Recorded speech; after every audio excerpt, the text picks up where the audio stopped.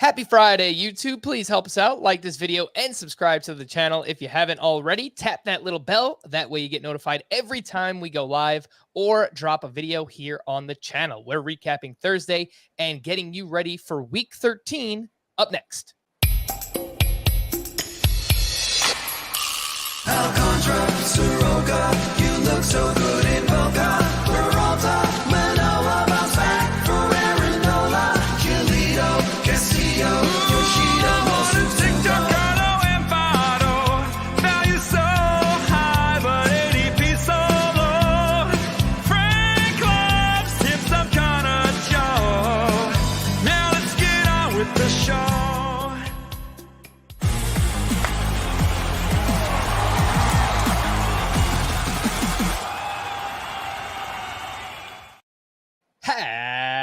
Happy Kokomo Friday and welcome into Fantasy Baseball today on June 24th. Frank Stampfl joined by Scott White. Today on the show, more Frankie Montas domination. Dansby Swanson, that guy's trying to get paid. He's having a massive season. Week 13 sleepers, 2-star pitchers. But before all of that, Scotty, I might have to talk to the artist who made Kokomo Friday, because I have dropped Connor Joe outside of my top 60 outfielders. So I am a fraud. Poor Doc Krotzer. Yeah. Can't stay ahead of the trends. You are a fraud. I don't know. Or the song's a fraud. You fell out of love. You were in love with Connor Joe. You've moved on. You're about to get married, actually. That's true. A little too personal. Nah, that's It's, yeah. So, you've moved on. It's a little programming update, I guess, for next week. I'll be out a few days towards the end of the week and the following week around July 4th. Because, yes, I'm getting married. But alas, yes. Honestly, Doc Krotzer, you did a great job with the song. It has nothing to do with you. It just has to do with Connor Joe. It's not you. It's not me. It's you. That's what I meant to say. Anyway, Connor Joe got on base 3 times today. Well, that's good. Let's jump right in. Oh, my goodness gracious. All right. Oh, my goodness gracious. Standouts from Thursday. Where would you like to start, Scotty?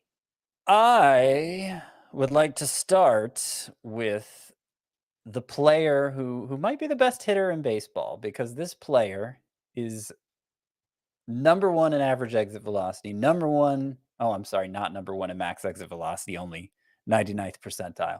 But anyway, number 1 in average exit velocity, number 1 in hard hit rate, number 1 in xWOBA, number 1 in x batting average, number 1 in x slug. And he now has 4 home runs in 3 games. This after missing some time with a hand injury that I think there were some fears at one point might be a broken hamate bone. Fortunately, it's not. And that player is Yordan Alvarez. Yordan Alvarez. My gosh, I'm not exaggerating when I say he might be the best hitter in baseball. He is batting .317 now for the year, .317 with a .665 slugging percentage. Those are the actual stats, .317 and .665. His expected stats are .364 and .767.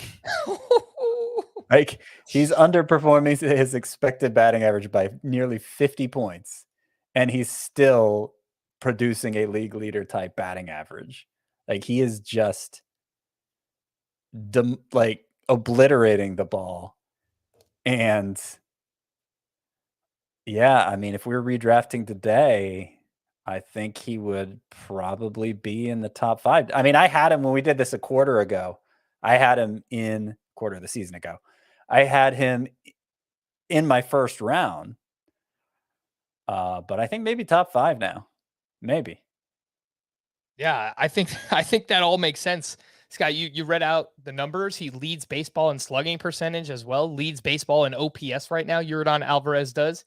He's the 8th best player overall in roto leagues this season. Mind you, that's someone who has 0 stolen bases on the season. So just an elite 4 category contributor. And even in points leagues, fantastic plate discipline. He was the 7th best hitter overall entering Thursday's action, behind only Jose Ramirez, Aaron Judge, Paul Goldschmidt, Rafi Devers, Pete Alonso, and Bryce Harper. So some elite company there for Yordan Alvarez. I agree. We were talking beforehand. I think, maybe in that 6 to 8 range. I'm not sure that he cracks the top 5, but he's right on that verge.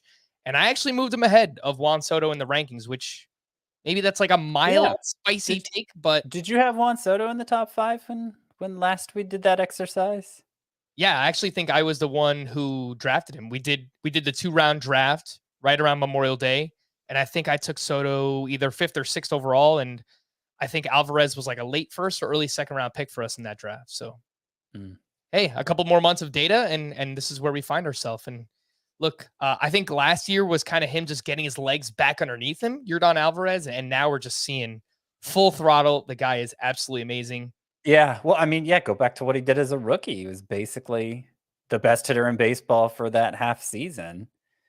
And yeah, I mean, the data is, I just pointed out all the data. It's Judge like you wouldn't think Judge has company in terms of how well he impacts the ball, but I think he does now in Alvarez. So it's, well, technically Alvarez is better, right? I mean, you well, read yes, it off now, fields. yes, he's been ridiculously hot in June. I imagine it's kind of like they're on their own, though, is the point.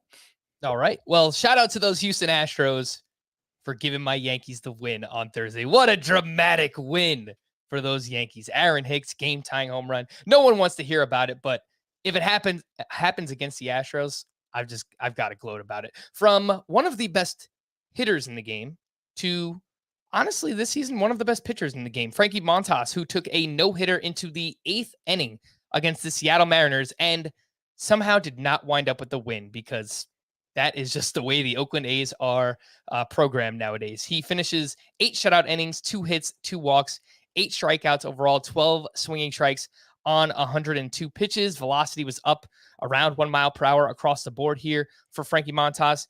Scott, there's not really much else to add outside of I kind of wish he would get traded so that he has more chances at wins. But the ERA is now 3.21, over a strikeout per inning, great ground ball rate, great swinging strike rate. Montas is just a bona fide top 15 starting pitcher.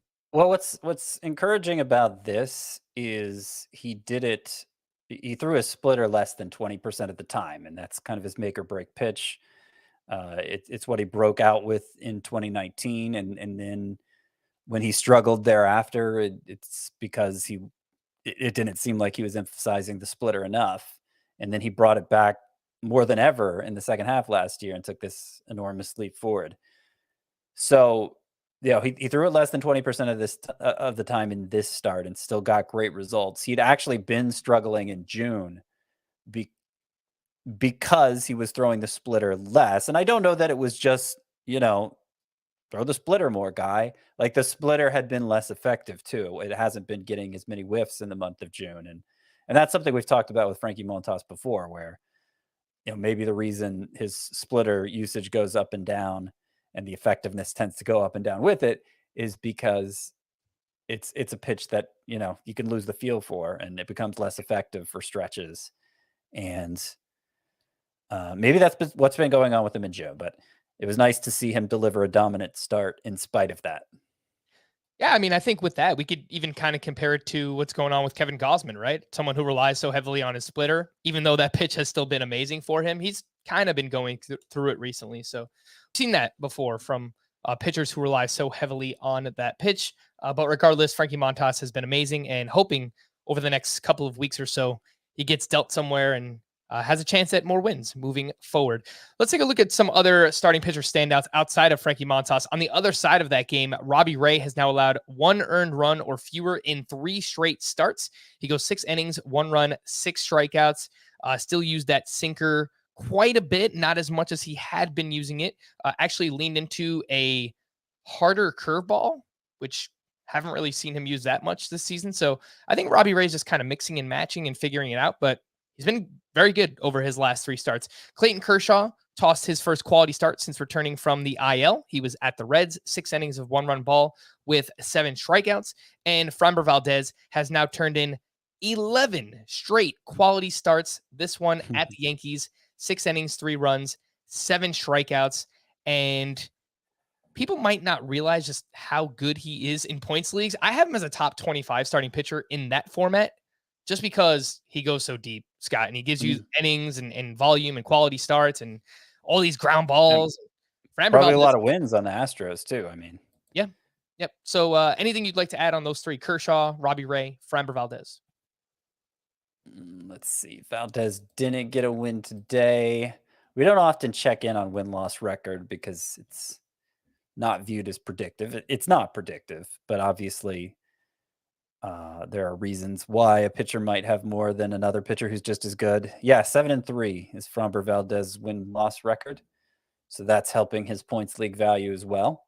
It's helping his value in any league that rewards wins. It is the most valuable pitching statistic, the win, for as little as we talk about it. And I've already explained why we don't talk about it much, but it is the most valuable. So that is making him more valuable.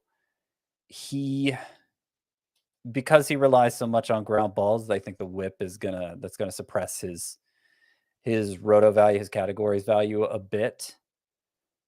But I have no complaints if I drafted Framber Valdez, that's for sure. Let's see. If you had to guess Framber Valdez whip on the season, Scott, what would you think it is? Well, I got the page open, so I know what it is. But you can reveal it to the listeners at home. Yeah, so 1.13 this season for Valdez. He still walks a good amount, but he's giving up less hits this season. And overall for his career, that had been an issue. But it's nice to see a little bit lower whip this season for Valdez. Let's see. Who else here? Nothing that notable, I would say. Kershaw continues to stay healthy, get it done. Kershaw actually the Dodgers have a series at Coors Field next week, so he is a 2-start pitcher, but one of them is at Coors Field. So I still think he's an automatic start, but that makes you a little bit nervous. Sure. Would you look to sell high on Clayton Kershaw while he's still healthy, Scott? Obviously, he has dealt with like elbow and forearm stuff, which is scary, and he's older. Yeah, I mean, I don't think it's a bad idea. I don't know who's going to buy high on him. Right. Because I think everybody knows the deal with Clayton Kershaw. Especially in a dynasty league. Oh, well, yeah. I mean, if anyone in the Scott White Dynasty League listening wants Clayton Kershaw, send offers. He's available. I have him, if you haven't realized. Yeah, most likely you're just going to enjoy him. Yeah. Maybe not in a dynasty league, because you're willing to trade him to a contender for something that a contender can give up. But in a regular fantasy situation, I think your best bet is probably just to enjoy him, because I'm not sure the return's going to be good enough. All right. Otherwise. Chris and I spoke a ton about Lucas Giolito yesterday, and obviously struggling mightily the past couple. I mean, more than the past couple starts. But if you could turn Kershaw into Giolito right now, Scott, would you do that? I don't think I would. No. Ooh. All right. So does that mean you're more worried about Giolito than the average person? I'm not that worried about Giolito. I just think, I guess I'm less worried about Kershaw than the average person. Fair enough. I would make that swap if I could do it. I have Giolito ranked a few spots ahead of Kershaw. I still think that he'll get back on track here. And I do worry about the injury concerns quite a bit for Clayton Kershaw. Any interest in these pitchers who performed well on Thursday? Ranger Suarez, a strong start at the Padres, 7 1/3 innings of 2-run ball, only 3 strikeouts. He's down to 70% rostered, and he faces the Braves next week. They absolutely crush left-handed pitching. And don't look now, but Zach Plesac has 5 straight quality starts. He was at the Twins, 6 innings of 1-run ball, 6 strikeouts here. The velocity up between 1 and 1.5 miles per hour on 3 different pitches. And over his last 5 starts, a 2.40 ERA, 22 strikeouts over 30 innings pitched. He's not getting whiffs. He's not getting ground balls. But he's only allowed 4 walks during that 5-start stretch. So that seems to really be helping Plesac right now. Scott, what do you think of maybe adding those 2 in shallower leagues? Ranger Suarez, Zach Plesac. Not much interest, especially in Plesac. If all of these quality starts had been as good as this one in Minnesota on Thursday, where he gets a strikeout per inning, maybe it'd be different. But his previous 2 starts, he had a combined combined 3 strikeouts. And so no, I don't see much to get excited about there for Plesac. Ranger Suarez, I'm kind of past him too. He does have good ground ball skills, which is more than I can say for Plesac, but they're not that. He doesn't have that outlier ground ball rate he had last year, and meanwhile he's walking a lot more guys. And when you're not a big strikeout pitcher, you have to do those other things, I think, really, really well to be a true fantasy asset. Outside of a SPARP and points leagues, I don't see Ranger Suarez having much value anymore, despite how well he pitched on Thursday. All right, fair enough. From the good outings to some of the bad ones, let's quickly run through each of these, see if you have any concern over them. Joe Musgrove got crushed coming off the COVID IL up against the Phillies. He gave up 6 runs over 6 innings pitched. His first time allowing more than 2 earned runs this season. Scott, are we giving Musgrove a pass here? Coming off the COVID IL, I guess. Yeah. He hadn't allowed more than 2 earned runs in a start yet. Every single one a quality start. So yeah, even if he wasn't coming back from he actually tested positive for COVID. And he was back pretty quickly too. Yeah. Which I don't know that's why he struggled, and Sure. because he missed, more time in between starts. Maybe it was just rust. Maybe it was just baseball. But yeah, there's no reason to freak out about Musgrove, as reliable as he's been for you. Yeah, he was due, right? It's just he was so muddy all season long. It's just kind of natural regression there for Joe Musgrove. Alex Wood recorded just 3 outs at the Braves. I mentioned they crushed lefties, and that's exactly what they did here. He records 1 inning of work, 6 runs allowed. The ERA climbs to 5.05. Yet the underlying numbers still look pretty good for Alex Wood. He's 78% rostered. I think some people might look to just spite drop Alex Wood here. Scott, what do you think? Well, spite drop, he's not the sort of player who I think you need to ride through thick and thin. I think he's better than his numbers. And I do have him as a sleeper pitcher for this upcoming week. It's not the greatest week for sleeper pitchers, granted, but I have him on the list. And it's not like he got crushed in this start. The stat line was awful, but I mean, it's not like he got hit hard. He had the second inning was really where things fell apart. He walked 2 guys. He hit a guy. He allowed 2 infield singles. It was just kind of a case of everything going wrong all at once. Death by 1,000 paper cuts sort of deal for Alex Wood. So, drop him if you don't need him for next week. But if you do need an extra starter, I like his matchup. If I can refresh my memory on who it is. Detroit, of course, the best matchup of all. Yes, indeed. Against left-handed pitching this season, the Tigers are 22nd in weighted on base average. So a strong matchup there for Alex Wood next week. Kyle Wright, not great on the other side, up against the Giants. 5 1/3, 10 hits, 4 earned runs allowed over his last 9 starts. So, obviously there's a lot of good in here. There is some bad, but his last 9 starts, he's got a 4.0 ERA on the dot. He still has over a strikeout per inning, still getting a good amount of ground balls. Swinging strikes have been solid. But Scott, any concern that Kyle Wright has slowed up a little bit over the past 2 months?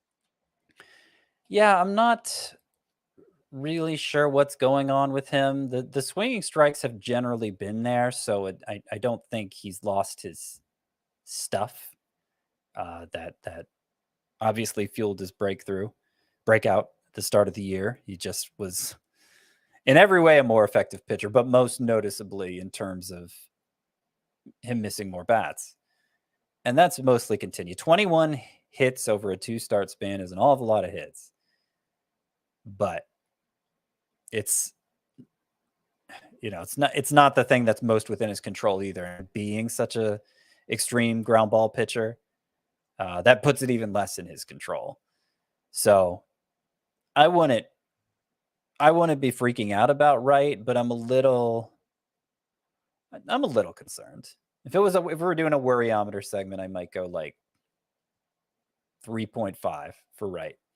All right, fair enough.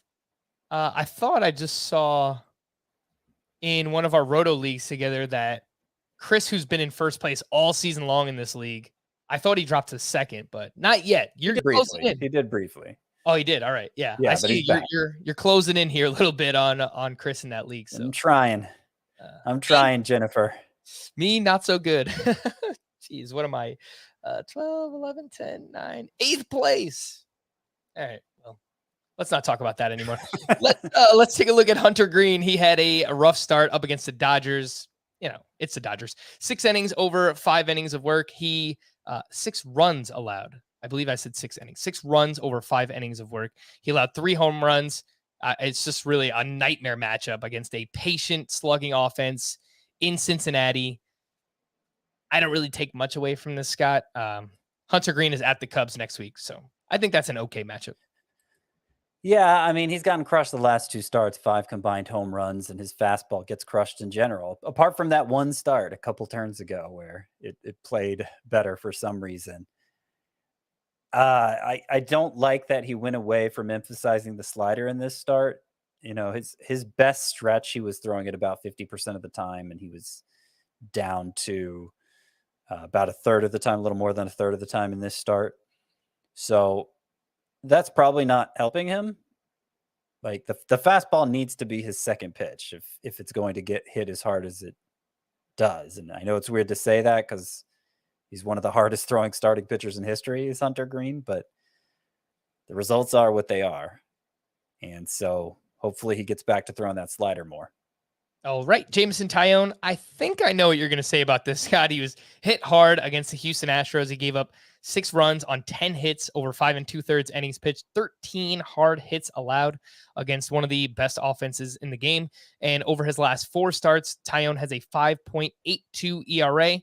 Overall numbers are still very good because the control has been fantastic. 9 walks in 14 starts this season, but I know you haven't been the biggest believer of Taillon regardless. Regression, it's coming. Yes, it's happening right now before our very eyes.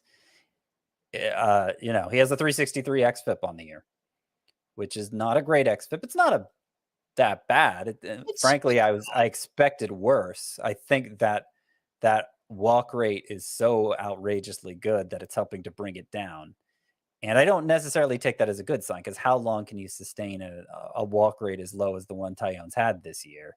Right. Just seems a little far-fetched. So I love his matchups next week. 2-star pitcher going against Oakland and Cleveland. Oof. So you're gonna activate him, even coming off this bad start. But yeah, I think his best is probably behind him.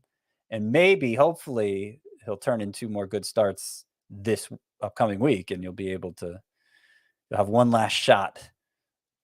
Maybe not yet last shot, but you know, you'll have more time to sell high on Taillon. Scott, tell me if you disagree. I kind of feel like he should be ranked in that same range as like Miles Michaelis and Adam Wainwright, where, you know, they don't get a lot of strikeouts, but, you know, they're serviceable in the right matchups. Yeah, I mean, I think Wainwright's different because he's proven to be a unicorn for so long. He had, what was it, between 2020 and 2021, I think it was total 40 starts where he was top 10 caliber pitcher in fantasy, despite not being a great strikeout pitcher. So that track record, I think, counts for more than what Taillon or Michaelis or, I mean, Martin Perez, I guess, is kind of in that category too, where we're kind of waiting for them. We're kind of waiting for the other shoe to drop, and you know, we're just riding it out or looking to sell high in the meantime. But of those 3, Michaelis, Taillon, and Martin Perez, I would say Taillon is the one I have the least confidence in. Okay, fair enough. Let's talk about some hitters, shall we? Not enough respect, potentially, for some of these guys. John Birdie, I mean, it feels like we talk about him every day, but he just steals a base, or maybe 2 every single day. 2 for 4, 2 more steals. He now leads Major League Baseball with 21 steals on the season. He's 55% rostered. I don't know that needs to be higher, Scott, because John Birdie doesn't need to be rostered in points leagues. But I'm just wondering, you know, we got an email like, should he be ranked higher than he is? I think you can make the argument the way that he's just running rampant right now, basically. But We have a So- long track record of him just kind of, being who Yeah. he is. Yeah, he's a 32-year-old light-hitting utility infielder who's fast. He's stolen bases in bunches before, but I mean, he's stolen 19 bases in a month's time, and obviously that's ridiculous. That's nothing. That's not the sort of you don't see a guy do that in the modern game. That's a 120 steal pace over a full season. He can sustain what he's done over the last month, which means he won't. So I think it's a mistake to to rank him for those numbers he's already put up. I mean, if you got him in your lineup at the start of that stretch, especially if you're in like a roto league, he's giving you this advantage in the steals category that you may not lose. Mhm. But we rank, we evaluate players for today forward, and I'm not saying John Birdie won't steal another 20 bases this season. He may. There's pretty good chance he does, but he won't steal 60 bases the rest of the season. Right. He won't be an everyday player the rest of the season. I feel pretty confident saying that. Once the Marlins get a little healthier, once maybe he's done a good job getting on base lately, but I don't trust him to sustain that. So I think if he's still out there in your league and you need stolen bases, of course, pick him up, see where it goes. But in terms of how I want to rank him rest of season, whether I would advise trading for him or anything like that, I would say proceed cautiously. And with that, I would also say that if you've built up a good lead in steals in your roto or categories league, maybe look to flip him to someone who's desperately in need of that category for something else that you need on your team. I will push back a little bit, Scott, on the getting on base part of things, because he's always walked a lot, and career 348 OBP. That's pretty solid for a leadoff hitter. What is it right now for this season? Like 380? Like if he 383. Yeah, if he can sustain a 383 on base percentage, he might just stay in the lineup. But I don't think he will. I think it'll drop more to that 340 range, and his lack of pop, especially when they're healthier, as I said, will put him back in his more customary role. Is my guess of how it plays out. Of course, I could be wrong, but that's how I think it'll go for Birdie. Because as somebody who's bought into Birdie in the past, that's that's how it's always played out. Fair enough. I will point out one last thing on him. On Yahoo, 67% rostered. And I feel like the standard format on Yahoo is head-to-head categories. So that makes sense that, he is 67% rostered there. It's a little bit lower on TBS where, we do have more points leagues, obviously. Jock Peterson, we don't talk about Jock Peterson much. He's just quietly having a very, very good season. He went 2 for 4, hit his 16th home run on Thursday. And that is a 40 homer pace over 150 games. Now, he's not going to play 150 games because he doesn't play against lefties, but that's still an amazing pace. And, at this point, Scott, wouldn't surprise me if Jock Peterson winds up with 30 homers this year. He's hitting 271. He's got a 919 OPS. He's 78% rostered. I don't know that there's anything actionable outside of maybe us giving a little bit more respect to Jock Peterson this season. Yeah, it's weird this deep into his career that he's kind of achieved a level of consistency he's never shown before. And look, it could always change. I think he's, obviously if you're in a daily league, you can play the matchups with him a little easier, and that makes him even more attractive. But if you're in a weekly league, I don't know that I could justify rostering him in a points league with all the time he's going to miss. In like a 5 outfielder league, yeah, I mean, obviously he needs to be rostered, and then you just look at the matchups ahead of time, see how many righties are going versus how many lefties are going, and maybe make a decision based on that. So, yeah, I would say, how rostered is he, Peterson? 78% rostered? That's probably about right. Yeah. You mentioned the odd consistency he's had this year, at least an 821 OPS in each month. So, yeah, we're not used to that from Jock Peterson. And, the Giants have a weird way of working their magic on these hitters. I mean, this is the 9th year of his career. He's batting Well, he came into Thursday's game batting 266. That's his career high batting average by almost 20 points this deep into his career, 266, So I So think that's you would have to bet on him on that regressing. It doesn't have to happen. Maybe he's just gotten better this season, but yeah. when we I've have had that a hard time with him because I expected more of a, and he did have one rough stretch earlier this year, I think like early May, but obviously it didn't last as long and wasn't as bad as some of what we've seen from Peterson in the past. All right, the last hitter I wanted to mention who gets no respect. I'm such a fraud. I don't even know that I've watched anything with Rodney Dangerfield in my life, so just forget I said You that. seen Caddyshack? I don't think so. Yeah. Shouldn't surprise. It doesn't really do it for me. I don't know. Yeah. Yeah. Fair enough. Let's talk about Dansby Swanson, who went 3 for 4, 2 more home runs, a double dong on Thursday. He's now batting 302. I mean, legit 5 category contributor, 302 batting average, 12 homers, 11 steals, 47 runs, 41 RBI. He was a top 4 shortstop in both head-to-head points and roto before this game, and he's in a contract year. So the guy is looking to get paid. Scott, I moved him up to my 13th ranked shortstop, which just seems disrespectful how great he's playing, but can we realistically move him ahead of Corey Seager and Marcus Semien and Wander Franco? I wasn't willing to move him ahead of those guys. I moved him ahead of like Willy Adames and Same. And Correa too for me. I mean, Correa's been really hot He has. himself since coming back from injury. So that's a closer call. I would say given Dansby Swanson's track record, right to be skeptical of this, though I will point out, like, it's not just okay, he's gotten hot in June.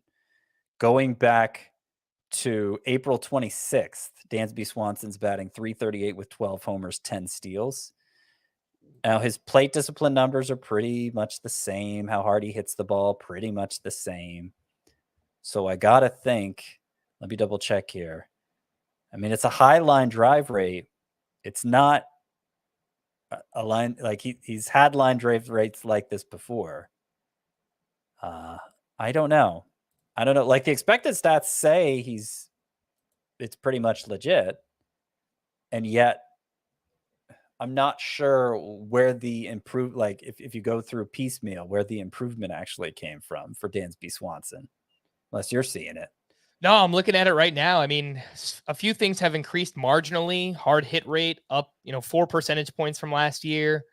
Launch angle up a bit. Barrel rate up a bit. He's just kind of improved a little bit across the board. But there's nothing that really stands out that says he's doing something differently to sustain being, I don't know, a borderline like superstar player for fantasy. So he's running a lot, which is good. And he's moved up in the batting order. He batted first today, but he's typically been batting second. And of course that comes with all kinds of advantages, but we're not used to seeing him batting 300, we're used to seeing him bat 250, 260. And, I don't know. I would still suspect that's what the kind of hitter he's going to be moving forward, but hopefully with a better steals pace and hopefully still near the top of the lineup. In theory, he is a sell high candidate because we don't think that he is going to keep this pace up. But if I had Dansby Swanson on my team, I'm telling you, it would be pretty hard for me to give him up right now, as well as he is playing. So yeah, I agree. I'll just leave it there. Before we hit the break, Fantasy Baseball Today is here to help you dominate your league all season long, but now you can represent your favorite podcast with official Fantasy Baseball Today gear only found on the CBS Sports Store. Discover t-shirts, mugs, sweatpants, laser engraved pint glasses, hats, water bottles, and more to remind your buddies how you got the inside scoop to crush the competition. Right now, Fantasy Baseball Today listeners will get 20% off orders when they use this podcast exclusive code Fantasy Baseball 20 during checkout. That's Fantasy Baseball 20, and it's only available for our listeners. Head over to store.cbssports.com/collections/fantasy baseball today and shop now. The link is in the podcast and YouTube description as well. And if you want to hear the latest on top prospects, make sure to listen to our Saturday episode of Fantasy Baseball Today in 5. It's our 5-minute podcast. You can download and follow wherever you listen to this podcast. And last week, we basically spoke it into existence. A bunch of prospects we talked about got called up. So maybe we'll work a little bit more magic this upcoming weekend. Let's take a break, and we'll return right after this. The news and notes. Bryce Harper will have his elbow reevaluated next week. He's been limited to designated hitter all season due to a partially torn UCL. And frankly, it has not affected his production. So hopefully it stays that way and doesn't get any worse. Jeremy Pena participated in all pregame activities prior to Thursday's matchup with the Yankees. He is currently on the IL with left thumb discomfort. Ty France left early after his arm got caught by a player who was running by first base. So he reached out to make a play, and that person ran into his arm, and it looked kind of always scary. Yeah. That's what happened to Max Muncy, I think. Yeah, and the x-rays came back negative. So I think he's going to go for an MRI on Friday, and hopefully all good there on Ty France. Liam Hendricks began throwing this week and is recovering well from his forearm injury. I think I saw recently that early July is when he's looking to return. Byron Buxton has missed 2 straight due to a sore right knee. You know, Scott, evaluating Byron Buxton this season, well, I guess insert every season, is pretty tough because he goes through these stretches where it looks like he's playing hurt and he's not doing well. And then, you know, I lower him in the rankings, and then for the next week, he just mashes home runs, and then he just kind of falls off again. So I don't know. Where you at on Byron Buxton? Yeah, frustrating player. They seem to be giving him more maintenance days this year, which is kind of what this is, the last 2 games. It sounds like he's going to be back for the weekend. And so that adds to the frustration.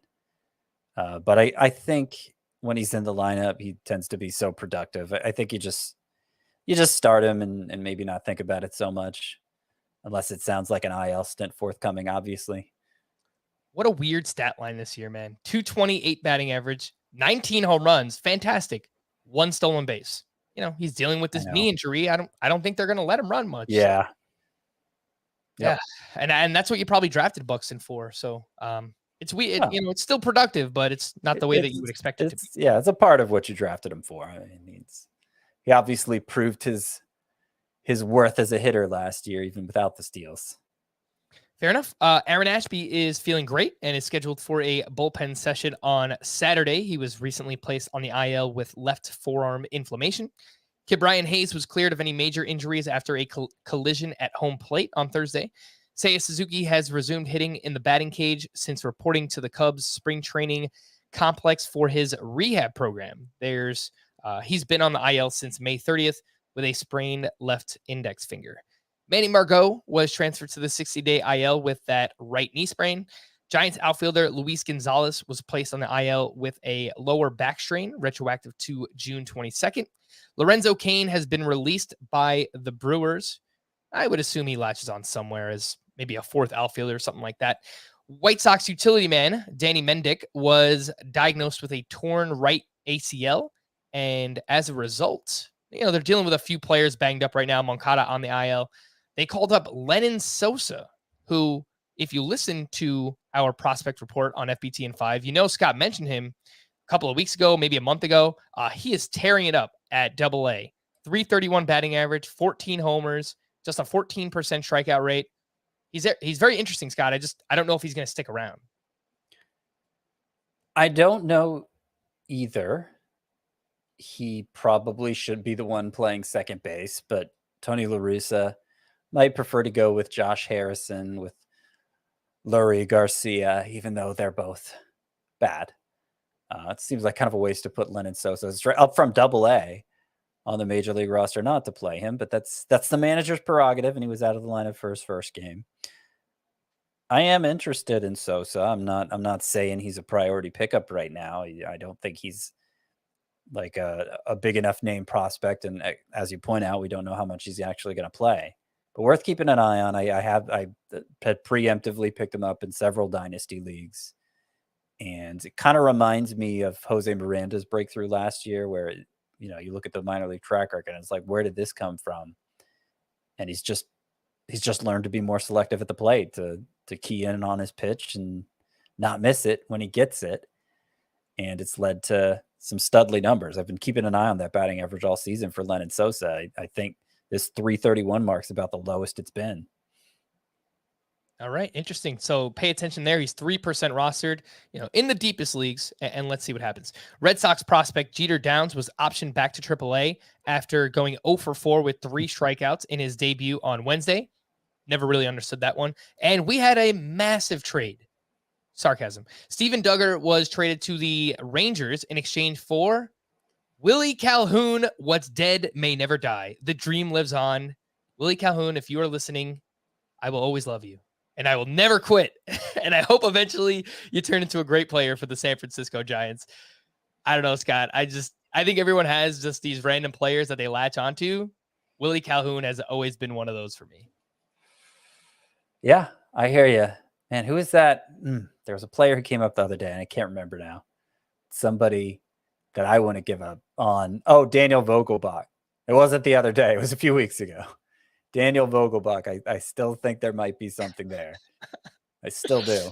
Oh, man. And you know what? If there is any organization that will figure out a hitter, it's the Giants. So I'm rooting for you, Willie Calhoun. Players who missed Thursday's action with injury: Luis Robert dealing with a leg injury, which forced him to leave Wednesday's action. And Luke Voigt was out due to a hamstring injury himself. Week 13. Let's preview next week. The schedule is quite spread out. We have 4 teams with 5 games: the Diamondbacks, the Tigers, the Mets, and the Giants. And I would say the must-start players there: Ketel Marte, Pete Alonso, Francisco Lindor, Starling Marte. The maybes I have: Jock Peterson, Alec Thomas, Javier Baez, Riley Green, Jeff McNeil. What do you think about that group, Scott? Should you be starting any of those? All of them? The way Javier Baez has been heating up, probably him. Yeah. I don't think the others are musts, though. I could certainly see myself starting like Alec Thomas in some leagues, or really any of them, depending on what your need is. I would say Javier Baez is the most appealing of them with the way he's performed recently. All right. 17 teams have 6 games next week. 6 teams have 7 games. And 3 lucky teams have 8 games: the Cleveland Guardians, the Minnesota Twins, and the Toronto Blue Jays. Start or sit these fringy 2-start options. Eric Lauer, the regression continues. He is at Tampa Bay and at the Pirates next week. So with that Pirates matchup, with it being a 2-start week, I'm leaning yes on Eric Lauer. And in his most recent start, the result wasn't good, but the velocity was up a little on the fastball. He got more swinging strikes, double-digit swinging strikes again. Hadn't done that in a while. I'm still down on him overall, but I think you ride him out this week. All right. Well, this is probably the biggest one in question next week. Lucas Giolito at the Angels, at the Giants. So if you're looking to preserve ratios, so if it's a categories league, ERA, WHIP, you want to protect those, I think you steer clear of Giolito. I think you wait to see him get back on track. I don't think you get lured in by that 2-start week. But if you're not looking to protect ratios, because let's say it's a points league, for instance, and you could live with him giving up 4 earned runs in 5 innings or whatever, or worse. Yeah, I'd say so. I have him in the points league only section of my 2-start pitcher rankings, which puts him 22nd among the group. All right. Paul Blackburn is at the Yankees and at the Mariners. Not a big Blackburn guy, and obviously coming off a bad start, but I still think in points leagues, you could run him out there. Zach Plesac, we mentioned earlier, he's up against the Twins and up against the Yankees. It's a no from me. And the last one is Jose Quintana that I have on this list. He tossed his first quality start since May 15th on Thursday. He looked pretty good against his former team, the Cubs. 6 innings, 2 runs, 6 strikeouts. He is going up against the Nationals and the Brewers next week. Yeah, he did have a good start in this one on Thursday, but we haven't seen a lot of those lately from him. His first quality start in 7 was this one that he had on Thursday. So no Jose Quintana for me. There are a couple other interesting ones here, though, Frank. All right, who you got? I mentioned Clayton Kershaw has a start at Colorado, but I think he's an easy yes. Let's see. George Kirby gets the Orioles and the Athletics. I just want to point it out mainly. I mean, Yeah. he's not available on the waiver wire, but those matchups are really good. So George Kirby, I think, is worth using. I mentioned Tyone against Oakland and Cleveland. Jordan Montgomery, his teammate, same thing. Makes him advisable. Tarek Skubal's been rocky lately, but one of his 2 matchups is against the Royals, so I think you stick with him. 2 other pitchers, Tyler Anderson and Zach Gallen, are making a start at Coors Field. I don't think either of them is automatic the way Kershaw is, but I would still lean yes on both of them. And let's see. Sonny Gray is going against the Guardians and the Orioles. So normally I'm not one to recommend Gray, but I think those matchups are good enough where I'd proceed with him as well. All right. George Kirby, by the way, I moved him up the rankings quite a bit. SP 51 for me now. It's just kind of moving a lot of other pitchers down. So he's worked his way up, but he's been pretty good. And those matchups are amazing next week. So Yep. do love that quite a bit. All right. Some 2-start pitcher sleepers that you are looking to add. Who you have? Not a lot. It's not a great week for sleeper pitchers. Unless somebody like George Kirby happens to be available in your league, Sonny Gray maybe. I don't know. Not on CBS. That's for sure. So the best I can suggest this week is Michael Wacha, who himself is rostered in 75% of leagues. Hard to believe. At Toronto, not so great. At the Cubs, better. I don't think I'd touch him outside of points leagues, though. I know the ERA is good, but a lot of short starts in there, and just the underlying numbers not so great. But if you need an extra start, you're wanting to look on the waiver wire, he's probably the best you could do. Keegan Thompson is coming off 2 good starts. The last time he had a 2-start week, it was 2 of the worst starts you'll ever see. So I'm wary of giving Keegan Thompson another shot, but he gets the Reds and the Red Sox this week. You know, obviously I like that Reds matchup more than the Red Sox, but he's making 2 starts is the bottom line. Ross Stripling, who's been pretty good, again, in a way I don't entirely trust. He is 44% rostered. He gets the Red Sox and Rays, so, you know, his matchups aren't the greatest. But hey, he's making 2 starts. And then I'll go ahead and mention him. He's in the Eric Fetty. He's in the do not start section of the 2-start pitcher rankings. But I guess maybe this is my fortune favors the Brave pick because he gets the Pirates and the Marlins. He's only 8% rostered. His last start was pretty good. He hasn't, most of his starts haven't been terrible, but they haven't been that great either. So maybe with those 2 matchups, Eric Fetty, highly available. He's somebody you could look at. Yeah, I was gonna say, Scott, don't waste your fortune favors. Don't put him in the sleeper section. You need him for fortune. He's in my 10, in the column, 10 sleeper pitchers. Eric Fetty's going to be in it. That's how bad of a week it is for sleeper pitchers. Yeah, maybe put a little asterisk next to his name or something like that. Are you brave enough to buy crypto right now? If you are, then you should probably use Eric Fetty and who I'm about to tell you to use. Zach Plesac. I'm back, baby. This most recent stretch, again, don't actually use Zach Plesac, but if you're desperate, he's going up against the Minnesota Twins and the Yankees next week. Don't really like those matchups, and he will be facing the Twins 2 starts in a row, so don't love that either. But he has pitched better recently, and the control has been very good for Zach Plesac. I think Giolito's probably in that conversation too, if you're feeling brave, especially in a categories league. But yeah, those are your fortune favors the Brave 2-star pitchers for next week. How about some streamers, some single starters?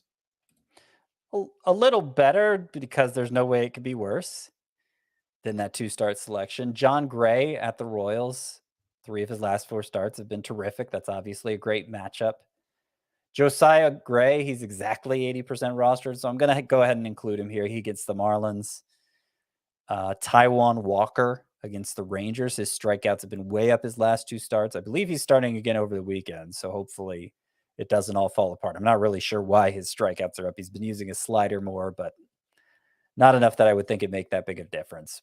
But yeah, Rangers, pretty good matchup there. Marco Gonzalez has been hot.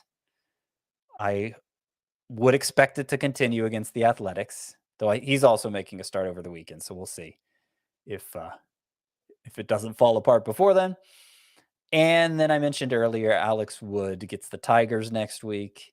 It's not like he got knocked around against the Braves, really. Had some bad luck, maybe struggled with control a bit. But against the Tigers lineup, I think Alex Wood should be able to deliver better results. All right, let's move over to the hitters. The best matchups for next week: the Twins, the Guardians, the Mariners, the Blue Jays, and the Nationals. So the there's three, right? Three teams with 3 teams with 8. Yeah, Twins, Guardians, Blue Jays. Yep, all of those are in the best hitter matchups. And then the worst hitter matchups, we have the Giants, the Padres, the Phillies, the Cardinals, and the Mets. With that being said, which hitters are you looking to add? All right. We're going to try our hand with Alex Kirilloff this week, I believe, because, yes, the Twins have the best matchups. They have 8 games. They, as things stand now, they're not scheduled to face any lefties. Kirilloff, of course, is a left-handed batter. They do have a couple TBAs in there, so maybe the Twins end up facing a left-hander or two, but not a good one. And so Kirilloff, he had hit safely in every game prior to Thursday since being called up, hasn't really gone off yet.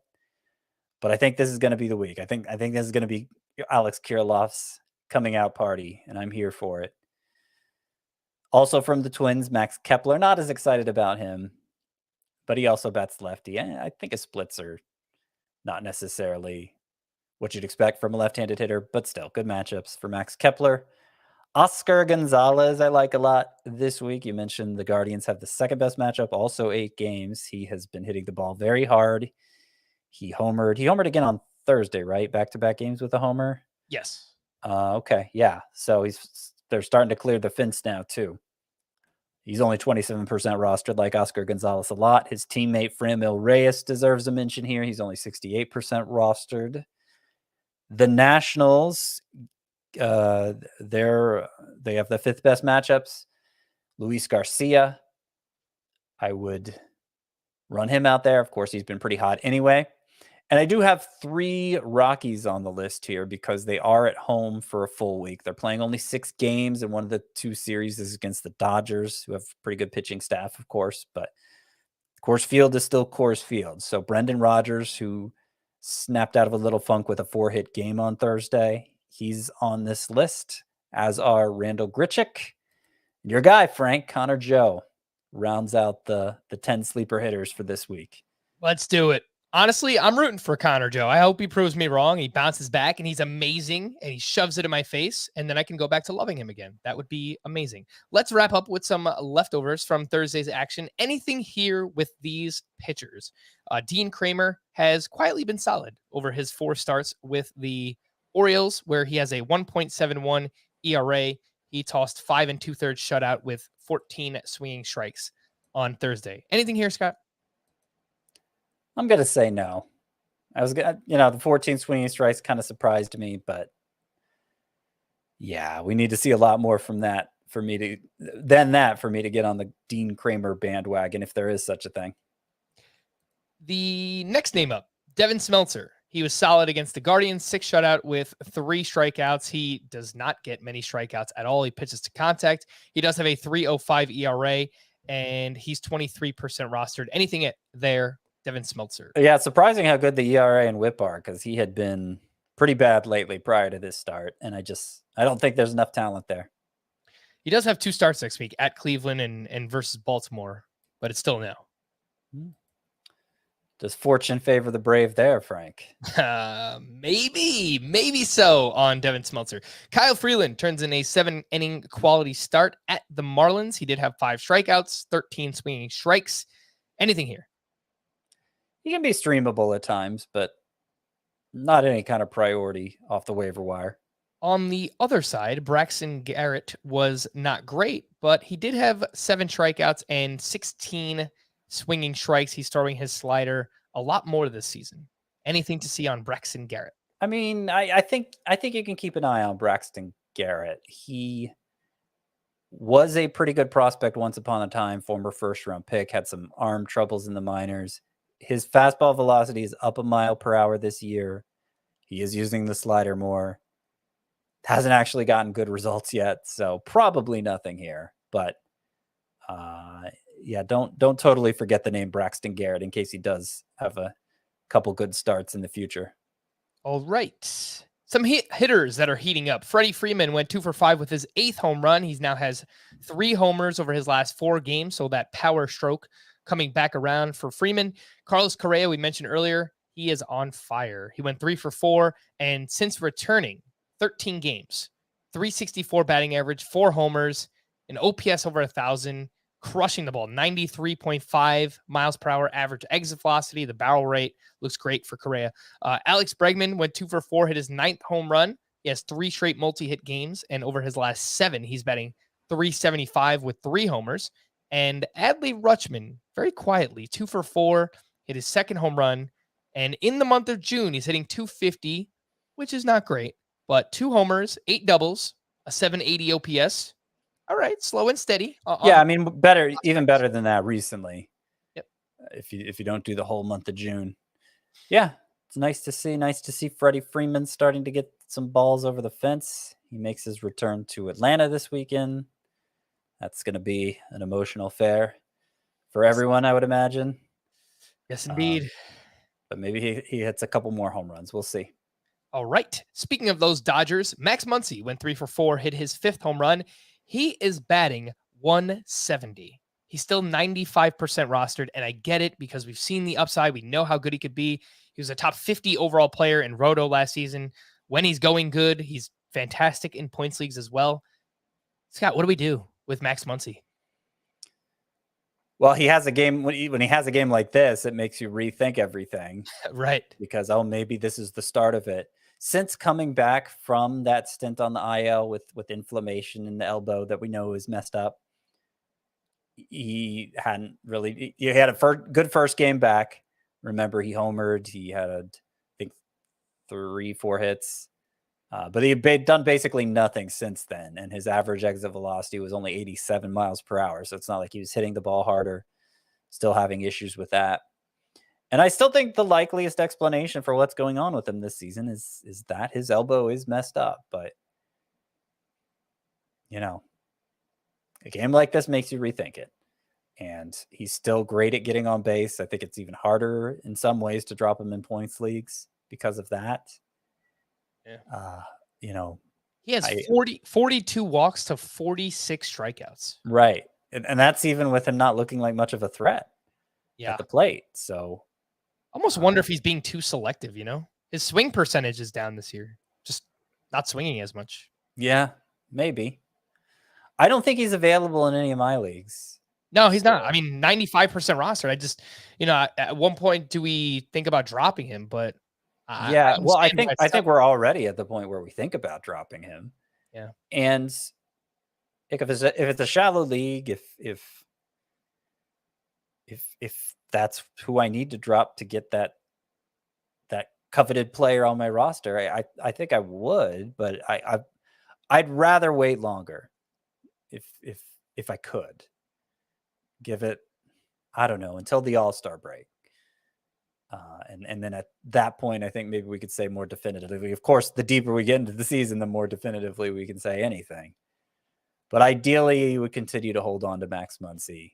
I understand if you have to drop him. I'm not saying that's off the table at all. All right. Some hitting leftovers. Cody Bellinger. Lots of Dodgers talk. He maybe had his best game of the season. He went 3 for 4 with a sock and a shoe. His 9th home run, his 9th stolen base. So from that perspective, he hasn't been awful, but he's batting .213, and there's no way around that. So the batting average is terrible, but some counting stats, some power and speed for Bellinger. It's been a weird go. He's another one. Tough to figure out. Brian Reynolds went 1 for 4, hit his 12th home run. He is having a massive June, 364 batting average, 5 homers, and OPS over 1,000. Tommy Pham went 2 for 5, hit his 10th home run. He is exactly the 33rd ranked outfielder in Roto and head-to-head points before this game. Hmm. And I think I might have him ranked exactly at 33. Now that I'm thinking about it, I'm going to quickly pull up those rankings because I have him right in that range. And I did not plan that, but that would really be something. I have him. Wow. Scott, look at that. And Genius. 33rd? I have Tommy Pham 33rd in my outfield rankings. That is uncanny. He's having a good year. Shout out to Tommy Well, Pham. suddenly, I mean, every time we talked about it previously, it's like, will he live up to what the data says he should be? And he's still not quite there, but being a top 35 outfielder, that makes him must roster, basically, I would say. In any, Must any start in all formats, yeah. Well, must start's going a little far, but but yeah, 12-team leagues, 36 outfielders. If it's a 3 outfielder league, even 36 outfielders at least are started. So he's definitely on the right side of that number. Pham is having a huge June. 296 batting average, 5 homers, 2 steals, a 935 OPS. Nice. Awesome for Tommy Pham. Willie Adames hit his 15th home run. Giancarlo Stanton hit his 15th home run. Kyle Schwarber went 2 for 4 with his 20th home run. Another one having a truly massive month of June. The call to the bullpen. Some updates here. For the Marlins, Tanner Scott gave up a hit, but strikes out the side for his 7th save. Still just 39% rostered. If you need saves or if you lost a sparp or something in a points league, Tanner Scott is out there for you. Atlanta Braves, we saw Kenley Jansen allowed a solo homer, but picked up his 19th save. For the Cubs, David Robertson gave up a solo homer and took his 3rd blown save of the season. For the Twins, Yohan Duran recorded 4 outs across the 8th and 9th, and then Caleb Thielbar got the final 2 outs for his first save. He's a 35-year-old lefty, and I believe Emilio Pagan had worked each of the past 2 days, and Griffin Jacks pitched yesterday as well. Well, yeah, he had worked. Emilio Pagan had worked each of the last 2 days, and it had allowed a combined 5 earned runs. Ew. So his ERA is over 4 now, and yeah, I don't know. I don't know how the Twins are going to handle their bullpen. Obviously, they weren't treating Duran like a closer in this one, and I would guess Emilio Pagan would continue to get chances, but it was weird seeing Caleb Thielbar come in and get a save here. For the Brewers, Josh Hader picked up his 21st save. Oh, those Oakland A's. We were wondering who would pick up the slack with Danny Jimenez out. Does it really matter? Zach Jackson started the 9th inning with a 1-run lead. He walked 2, and then he got 2 outs. AJ Puck entered. All he has to do is get 1 out. He walks the bases loaded. Wild pitch, tie game. He then walks another batter, and on the walk, another wild pitch, which allows the Mariners to take the lead in the game 2-1 in a game where Frankie Montas had a no-hitter into the 8th inning. Oakland is just a dumpster fire right now. And then for the Mariners, Paul Sewald picked up his 5th save of the season. And if you look at their last 4 saves, 2 have gone to Sewald and 2 have gone to Diego Castillo. So Yep. I don't think that there's an answer there, but those guys will get saves, and maybe even Ken Giles will work his way in. For the Orioles, Jorge Lopez recorded the final 2 outs for his 12th save. And for the Astros, I'll say this one with a smile on my face. Ryan Presley started the 9th inning with a 3-run lead. He gave up 2 walks and then a game-tying home run to Aaron Hicks. Presley gave up 2 more hits, was replaced by Ryan Stanek, who gave up a walk-off single to Aaron Judge. To stream or not to stream, we will go into Friday. Taijuan Walker at the Marlins, Mitch Keller at the Rays, Dane Dunning versus the Nationals, Dylan Bundy versus the Rockies in Minnesota, Cole Irvin at Kansas City, Zach Greinke in his return versus the A's, and Michael Lorenzen versus the Mariners. I would Taijuan Walker at Miami after the way his last 2 starts have gone. Obviously, that's a good matchup, good venue. Not that excited about the others. Lorenzen against the Mariners, Irvin at Kansas City. Those could go okay, but I don't think it'd be me doing it. On Saturday, JT Brubaker at the Rays, Trevor Rogers versus the Mets, Brad Keller versus the A's, Chris Archer versus the Rockies, Alex Faedo at the Diamondbacks, and Zach Eflin at the Padres. Oh, these are worse. Eflin, I'd probably recommend, except he has that knee issue, and it's not even for sure he's making this start. Right. So, no, it's a pass. All right. And then Sunday, we have Rich Hill at Cleveland, Aaron Savali versus the Red Sox, Rowanzi Contreras at the Rays, Brady Singer versus the A's, James Caprillion at the Royals, Glenn Otto making his return against the Nationals, Anthony DeSclafani in a revenge game against the Reds, and Marco Gonzalez at the Angels. Don't like it. Don't like it at all. I don't know. You see anything there? Marco Gonzalez against the Angels? Brady Singer against the A's. I mean, the matchup's good. I mean, I don't say it with much confidence. I think Contreras against Tampa Bay is okay. They actually haven't been great against righties. 28th in weighted on base average. Okay. Not much confidence there. So I think Friday is probably your best day for streaming this weekend. We're going to wrap there. For Scott, I am Frank. Thank you all for listening and watching Fantasy Baseball today. We'll be back again on Monday. Bye-bye.